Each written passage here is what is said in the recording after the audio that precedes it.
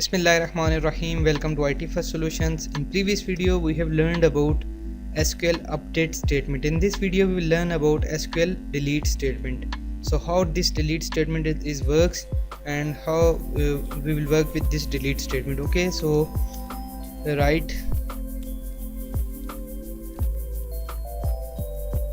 delete from and then table name. Let's say I want to delete a record from this suppliers table, suppliers, and then make sure you should specify a condition on which you are going to delete record from any table. Otherwise, if I execute this statement, it will delete all the records from our table. So you should now, and you make sure you should always specify a condition.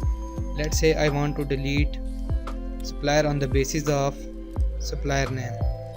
Okay,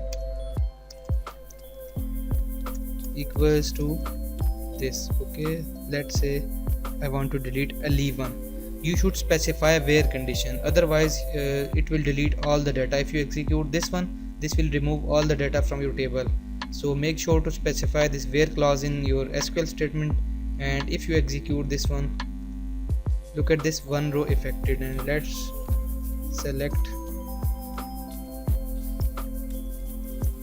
all from suppliers. Okay, execute this one. Look at this, we don't have no employee with this Ali name. You can also use multiple conditions over here, and supplier ID equals to 5. Okay, and you can also specify as many conditions as you want. Okay, so if we remove this one, and in this time we will delete on the basis of this supplier ID. Okay, click on this one and click on execute.